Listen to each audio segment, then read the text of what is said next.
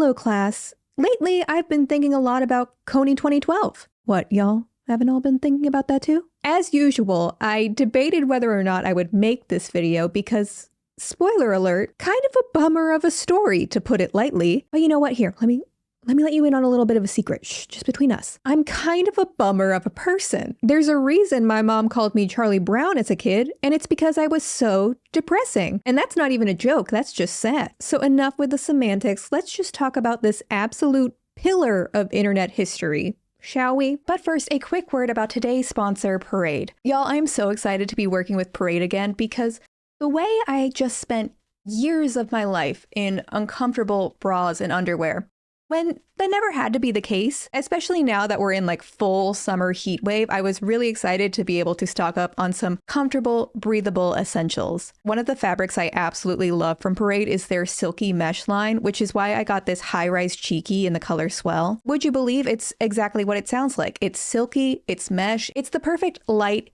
airy underwear that's going to be breathable all day, even throughout the summer. And right now, Parade is having their huge summer sale. They have super cute limited edition collections like the Pasta Parade and the Dusk Till Dawn that are definitely going to sell out soon. Plus, of course, they have all of your everyday essentials. Right now through July 5th, you can use my code Ashley50 to get 50% off site-wide with no minimum purchase. If you see something you like, definitely go for it because styles do sell out fast. Be sure to check out Parade. Thank you again to them for sponsoring this video, and let's get back to it. But hey, we're not talking about 2012 just yet, so stop Gangnam styling for half a second and listen. Also, maybe drink some water. Call your mom. It's been a while. The year is 2003. Vanity Fair's iconic Young Hollywood spread has just come out. The wickedly talented Adele Dazeem is stunning audiences with Defying Gravity, and 3 recent college grads with very frosted tips just graduated from film school. You are the first to receive this message because you are one of the first of 5,000 to sign up. These boys are Bobby Bailey, Laren Poole, and Jason Russell. Remember these boys. These 3 wanted to be documentary filmmakers because they were born just a few years too early to make a podcast. There was just one problem. They had absolutely no material to make a documentary about. So these San Diego boys thought to themselves, what makes a good documentary? Drama, sadness, Africa. See, in 2003, the war in Darfur was a major ongoing conflict in Sudan, which resulted in the deaths and displacement of hundreds of thousands of people. These 3 decided that they would go to Sudan and the displacement camps in the surrounding countries and find their story. Specifically, Jason Russell was inspired by Dan Eldon, a British journalist and activist who was killed while documenting the famine in Somalia in the 1990s. And unfortunately, this will be an ever-present theme in this story where, charitably, you could say that these 3 guys are doing a noble thing. They want to go out to a humanitarian crisis and bring people's attention to that issue. But maybe more cynically, it seems like these guys might be enjoying the optics of sending themselves to Sudan just a little bit. And then we set up our camera, thinking that if we didn't make it back from Sudan alive, this is how we'd be remembered. We never thought anyone would actually see the footage. Do I think I'll die? Do you think I will die? Do I think I will die? Hopefully that we won't die, but hopefully we will. What am I most afraid of? I'm afraid of dying. I'm afraid of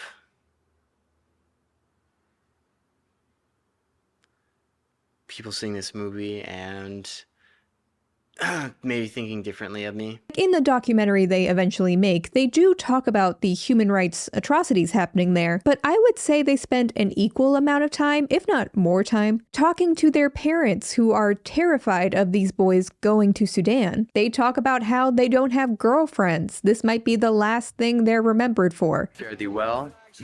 Well, I'm not dating anyone. I don't have a girlfriend. They are very much the protagonists of this documentary, not the people they are meeting in Sudan. We came to this country as naive travelers, but we were determined to face the danger head on and leave as warriors. Once the boys make it to Sudan, they are immediately sick with malaria and are trying to find the most depressing shots they can for their documentary. And right from the start, we could tell this was not the adventure we had expected.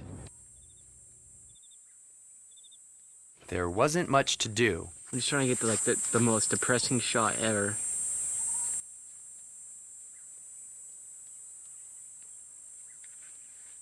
The guide they're staying with then takes them to northern Uganda, where many refugees of the war in Darfur are now staying. When talking about this story later, Jason will often say that a vehicle was shot in front of them while driving through northern Uganda, killing 2 people. And then, in a very unpredictable way, a car was shot in front of us by a rebel army. While that is technically true, the actual version of events is not nearly as sensational. As they are driving with their local guide, they are stopped by local villagers who tell them, hey, you should be careful driving through here. A group called the LRA shot a car a couple miles up the road, so maybe you don't want to go over that way. So instead, they decide that they will stay overnight in the nearby town of Gulu. While they're in Gulu, they find what's called protective camps, where hundreds of orphan kids are just sleeping in groups. To which Jason says, OMG, this would never happen in America. If that happened one night in America, it would be on the cover of Newsweek. You know, as if 1 in every 30 kids in the US aren't homeless themselves, but alas. When Jason and his friends ask a Ugandan soldier why the children are there, the soldier tells them that it's because of the LRA, or the Lord's Resistance Army. And this is how these San Diego boys find their story. So who are the LRA? Well, I am going to try my best to put my political science degree to good use here, but just understand, this history is much more nuanced and long than I can put in this video. With that being said, I do think it's important context. So Uganda historically had a lot of political and ethnic tensions between the North and the South region. The North was predominantly made up of an agricultural group called the Acholi people, whereas the South had a lot of different smaller groups like the Ugandan people, British colonialists, and other smaller ethnic groups. In 1986, a guy named Museveni led the National Resistance Army in the Ugandan Bush War and became the sitting president of Uganda to this day. But because the Acholi people were not on his side during that war, the Acholi people were violently persecuted by Museveni and the Ugandan government. One group that rose to combat this was the Lord's Resistance Army, run by a guy named Joseph KONY. You might have heard of him. Although, as I said, this group was in theory meant to protect the Acholi people, KONY and other leaders in his group would carry out attacks on the Acholi people themselves, basically to demonstrate that the government could not protect them, and forcing them to join his side in the most horrific way possible. This is the one part of the story that requires no nuance. KONY sucks. He's a bad guy. He kidnaps children and forces them to fight in his army. He takes young girls and forces them to be his and other leaders' wives, and other horrible things that I probably can't say on YouTube. Jason and the boys hear the stories from LRA survivors at this camp, and they decide that this is their story. This is their documentary. Hi, editing me here. So I realized I joked a whole lot about the guys just being there to, find their documentary. But I should also say, I do genuinely believe that all 3 of these guys cared about the human rights issues that were going on there, and they would not have gone on to dedicate a charity organization and like a decade of their lives to this issue if they didn't care. Although I do think their initial journey to this region of Africa was a bit self-serving. Like, 2 things can be true at once. I do think that they genuinely cared and wanted to make a positive change at the end of the day. So the boys all go back to the States and create a documentary called Invisible Children, Rough Cut, which I've been showing bits of to this point. And they begin touring across the US with this documentary, showing it at schools, churches, local bookstores, probably the same Sam's Club where Fifth Harmony performed. And eventually in 2004, these boys decide to create their official charity, the Invisible Children. Their stated goal is to increase awareness of the atrocities committed by the LRA throughout Central Africa and encourage the US military to send troops to Africa to intervene. You astute thinkers out there might immediately see a problem with that, but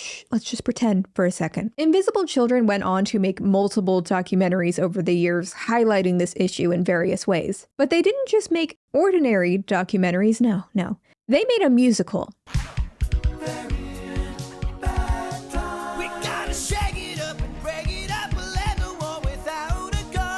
Never let them know your next move. Yes, riding off the success of High School Musical, Invisible Children thought they could themselves perhaps bop to the top to promote their first major event, the Global Night Commute. So the video starts with the 3 guys showing the Rough Cut documentary to a group of high school students. And yeah, that's great and all, guys, but what are you doing to end the war? No offense, But what do you know about ending the war? Let's give them what they want. Let's do what we always do. Dance!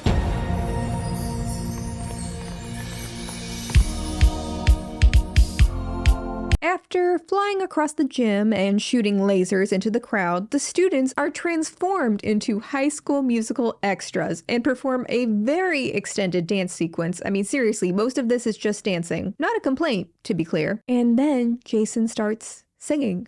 We're on a mission, put Uganda deep inside your mind.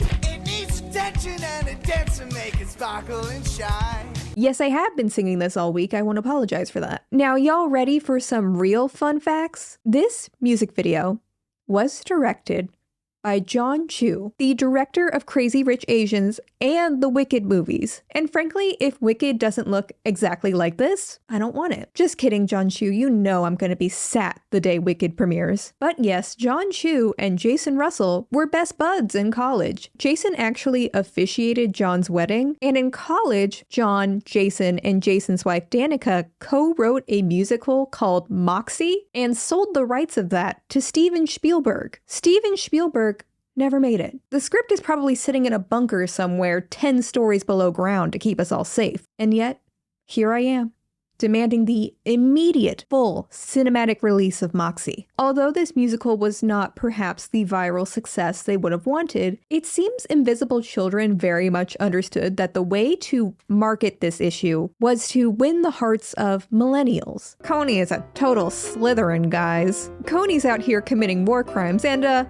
he's right behind me, isn't he? Invisible Children's next big get was Fall Out Boy, the emo side part boys of my youth. Yes, in 2007, Invisible Children hosted another global event called Displace Me, where activists would sleep on US streets to emulate the displacement caused by the LRA in Uganda. Fall Out Boy heard about the advocacy work Invisible Children was doing and decided they would dedicate one of their music videos to promote Invisible Children. The song Fall Out Boy sang was off their third studio album, and it was called I'm Like a Lawyer with the Way I'm Always Trying to Get You Off, parentheses, me and you, close parentheses. That song inspired me to be a lawyer, believe it or not, because I'm always trying to get you off, parentheses, me and you, close parentheses. The music video tells the story of two Ugandan teens falling in love when suddenly the boy is kidnapped by the LRA and has to make his escape before making his way back to her. And to Fall Out Boy's credit, this video was shot with the cheapest cameras they could get so that they could donate the music video budget to the community they were filming with. Fall Out Boy also spoke with senators, with Invisible Children. They organized buses to take some of their fans into DC to march with Invisible Children. The only thing Fall Out Boy was more committed to than this advocacy work was esoteric song names, parentheses, me, you, close parentheses. But Invisible Children isn't just marketing their cause. Meanwhile, Invisible Children throughout this time has been attempting to help with peace negotiations between KONY and the Ugandan government. But unfortunately, every time KONY would just use these peace talks as a chance to strengthen, regroup before bouncing. In 2010, Invisible Children organized thousands of people to march through DC. They spoke with senators, other advocacy groups, and eventually were in the Oval Office as Obama signed the Lord's Resistance Army Disarmament in Northern Ugandan Recovery Act. This would authorize the US to send a small group of US troops to Central Africa to help the Ugandan military capture KONY. And even prior to 2012, this bill was controversial among other human rights organizations who pointed out that Invisible Children and this bill was not at all critical of the human rights violations committed by the Ugandan and the neighboring Sudanese military. In fact, this bill had the potential to fund even more atrocities by these groups under the guise of capturing KONY. But hey, Museveni can't be a bad guy despite all the things he did to the Acholi people. I mean, he had his own musical career. These young people talked to me about this rap because I was not following what they were saying. You want another rap? You want another rap? Does KONY have a song in his heart? I don't think so. But in 2012, Jason Russell was at his breaking point. He had witnessed several peace talks go absolutely nowhere, and although they had gotten the bill signed by Obama, it was for a very small operation that could halt really at any time. According to Jason, one of their staffers just said, "KONY isn't famous in the West. If KONY was famous in the US, this war would be over in days." At least that was their belief. And that's when inspiration struck. Jason would make KONY famous. On March 5th, 2012, Invisible Children posted a half-hour documentary to their channel called KONY 2012, a video for the internet history books. Although the documentary is presumably about KONY, that's not how the documentary opens. It actually starts with Jason Russell and the birth of his son. Jason's son is 5 years old at the time of this documentary, and him and Jason are the central figures really in this story. And to clarify, I'm blurring the kid's face, which is perhaps a moot point considering this video gets over 100 million views, but just so you're aware, this kid is front and center in this documentary. The documentary cuts between footage from Jason's original 2003 trip to Uganda, where people are telling him horrible crimes committed by KONY, and back to San Diego, where Jason is explaining to his kid who Joseph KONY is and why people should care about him, essentially. But how do we stop KONY? Well, according to Jason, it's pretty simple. The Ugandan military needs to find him. To find him, they need technology and training from US military advisors. The US has already sent advisors out, but if people don't care, the advisors could leave. And for people to care, they need to know. So we need to make sure KONY's name is everywhere. We make him famous. On April 20th, 420, after having some delicious brownies at your friend Jerry's house, you were supposed to take your $30 action kits and cover the night. Posters everywhere. Red t-shirts on. Everyone is Banksy on 420, and that is a good thing for society. On top of that, Invisible Children listed 20 politicians and 20 culture makers and basically encouraged the viewers to pressure these leaders into speaking out publicly about KONY 2012. I'll give them this influencer targeted advocacy was way ahead of its time. But come on, y'all want to see who the culture makers of 2012 were? Come on, I know you do. Oprah, sure. Makes sense. Ellen DeGeneres, Taylor Swift, you knew Blondie was going to be on this list, Justin Bieber, Mark Zuckerberg, Lady Gaga, Rush Limbaugh. You just know that this lineup would make for the most unhinged rotation you ever saw. So the KONY 2012 video goes live. The goal is to get 500,000 views over the course of the year. It gets 500,000 views in the first 3 hours. The next day, Oprah tweets out this video and it jumps to 9 million views. 6 days in, and this video has over 100 million views on YouTube and Facebook. And I cannot stress just how prolific that was. Nowadays, a TikTok of a cat farting will get 100 million views easy. Nobody moves. But back then, if your video has 100 million views, you just are the most famous person in the world. Rebecca Black's Friday took 45 days to get 100 million views. Lady Gaga's Bad Romance music video took 18 days to get 100 million views. Even Susan Boyle's Britain's Got Talent audition, which I know y'all haven't thought about in a decade either, took 9 days to get to 100 million views. And KONY 2012 wasn't just a short music video either. It was a 30-minute documentary, which absolutely was not the standard at the time. Nowadays, that's considered a short, easy video for me, but that was not the norm. Speaking from personal experience, I saw so many Facebook posts at the time with the disclaimer underneath saying, I know it's long, but you really should watch it. Hey guys, so I just watched this documentary called KONY 2012, and I definitely felt like I had to make a video about this. People kept sending me this link all day yesterday, and I'm not gonna lie, when I first saw that it was 30 minutes long, I immediately clicked away. I didn't even give it a chance, but I finally watched it and I'm so glad that I did. If you have 30 minutes to spare, please go check out the documentary. It's in the description below. And you bet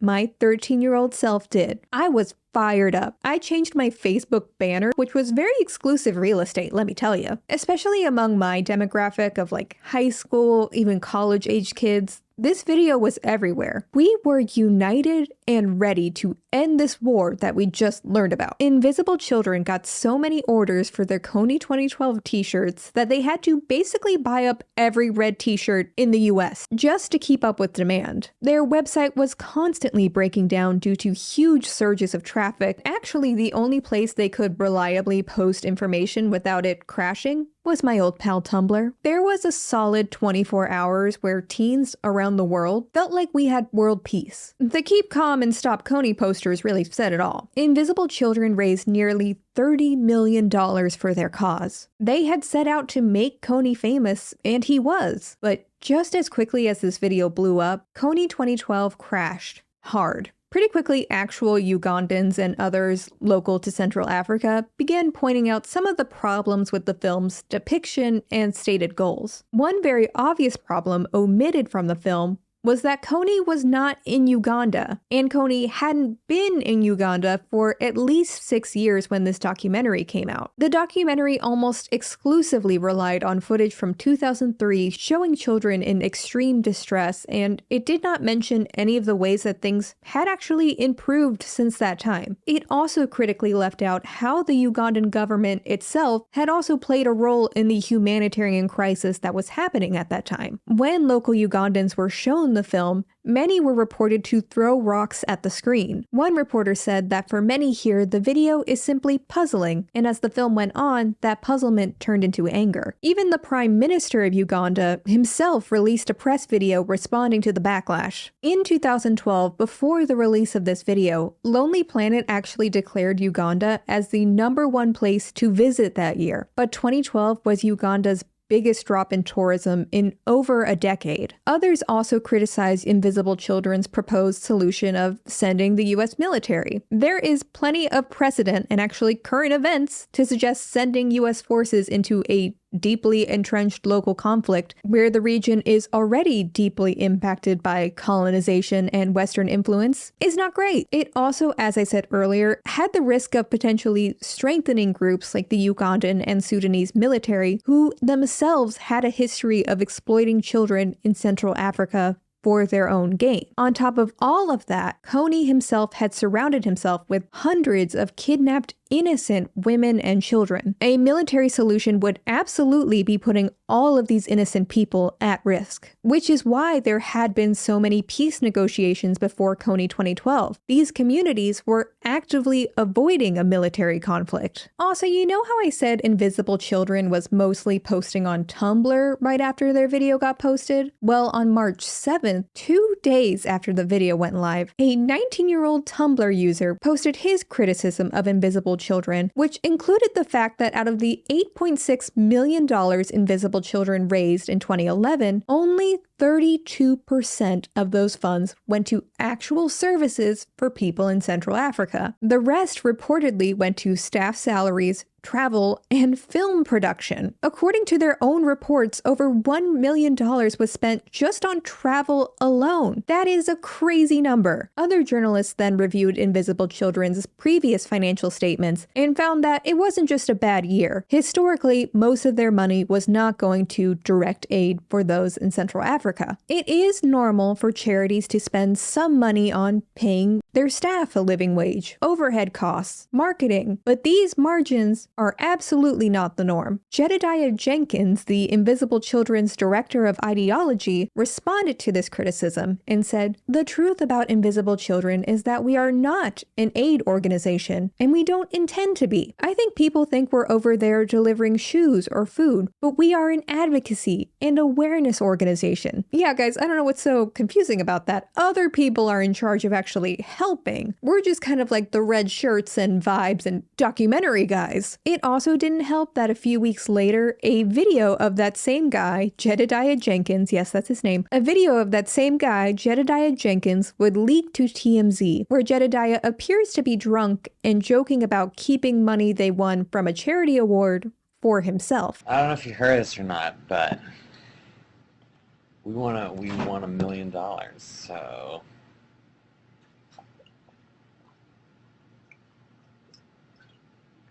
it's pretty rad.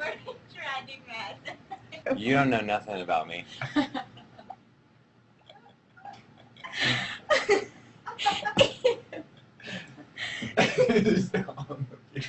There's here 100,000 for Haiti and 900,000 extra for me.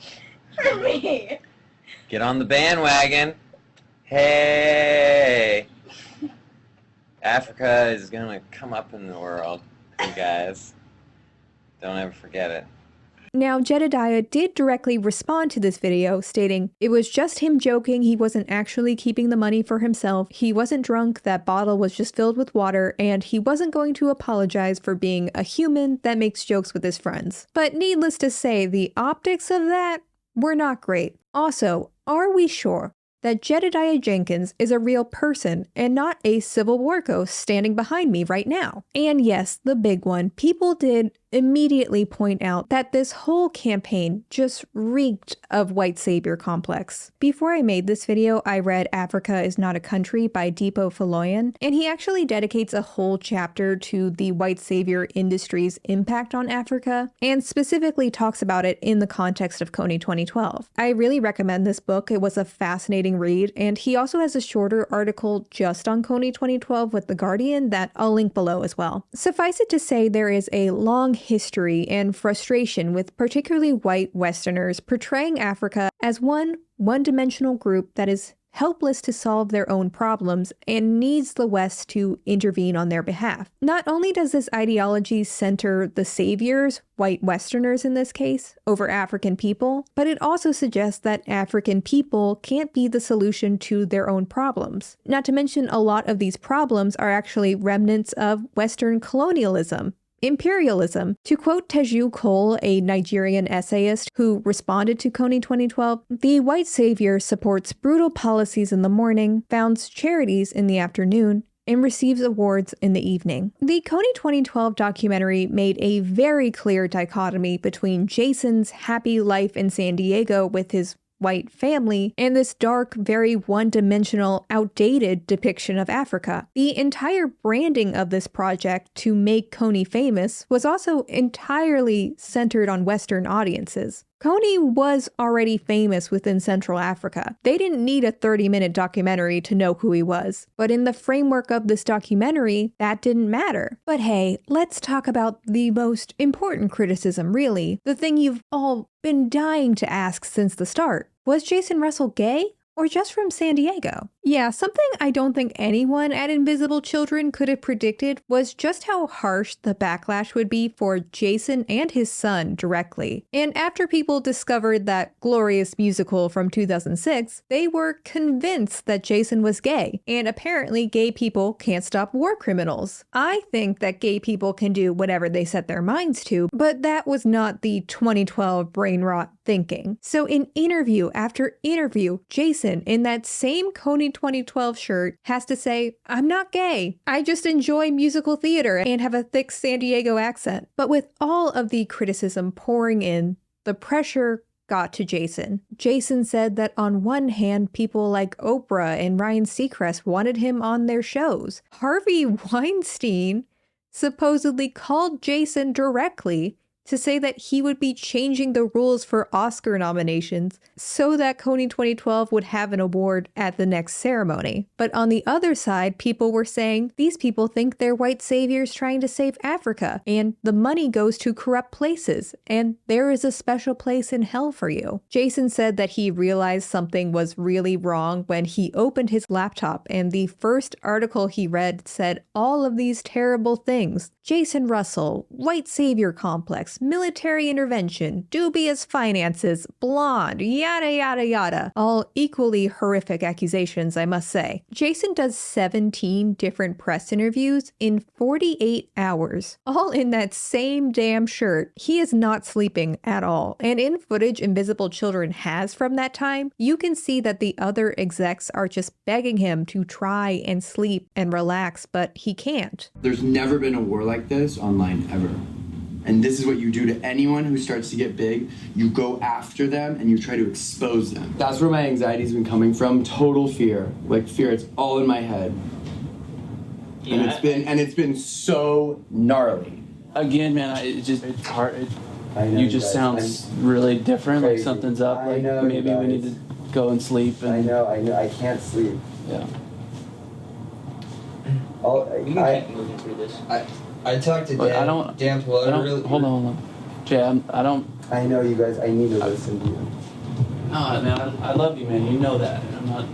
So to try and escape the media firestorm, Jason and his family took a staycation, but unfortunately him and his son are immediately recognized everywhere they go. They just can't go outside without being mobbed. So to try and relax, Jason takes his kids to see the hit 2012 movie, The Lorax. But during the movie, something happens. Danny DeVito, as the Lorax, turns to the camera and starts speaking directly to Jason. Jason said that he was told the Rwandans were the trees and Jason was the Lorax, as played by Danny DeVito. Then Jason heard a voice in his head saying that if he didn't get to New York in the next 12 hours, KONY would win. Although Jason doesn't remember any of this, he then runs out into the San Diego streets completely naked. He's heard rambling to himself about good and evil, stopping cars on the street, and at one point he begins slapping his hands on the ground so hard that he dents his wedding ring. Someone films this and sells the footage to TMZ for $30,000. Jason is then placed in a psychiatric facility where he has to be strapped down because he genuinely believes that everyone is trying to kill him. And Jason said that this psychosis, even once he was in the hospital, lasted for 2 whole weeks. A horrifying thing for anyone to go through. And boy, it would suck if the internet made it 10 times worse. Yeah, we know. Like I said, I was all about KONY 2012 when this happened, and I remember going to school and everyone telling me the guy who started KONY 12 was on bath salts, jacking it in public, and was arrested. None of those things were true, by the way, but 13-year-olds in 2012 weren't exactly understanding or sympathetic to mental health crises, and honestly, neither were most adults at the time either. Within 10 days of the KONY 2012 video launching, Jason had went from this hero set to save all of Africa to this complete laughingstock. But wait, wasn't Cover the Night still on April 20th, like over a month away? Yes, it was. By the time April 20th came around, most people were completely over KONY 2012. They either thought it was a scam, a waste of time, or they were, chillaxing at home, celebrating the holiday. Although some people did still show up to cover the night, it was mostly just a thinly veiled excuse to graffiti a bunch of neighborhoods. I was in Germany at the time, and there was this bridge with a single KONY 2012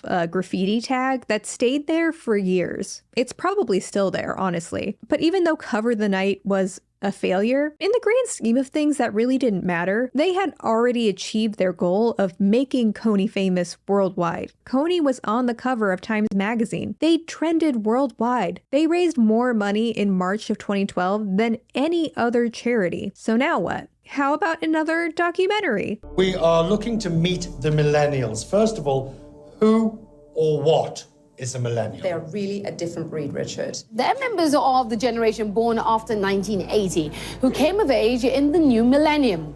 Millennials embrace technology and tend to be confident and expressive. I had to fix my makeup and my eyelashes.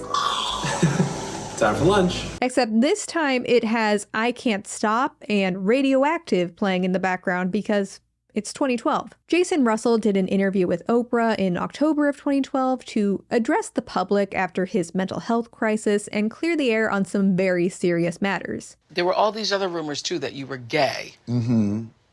Yeah, I've heard those rumors. Yeah.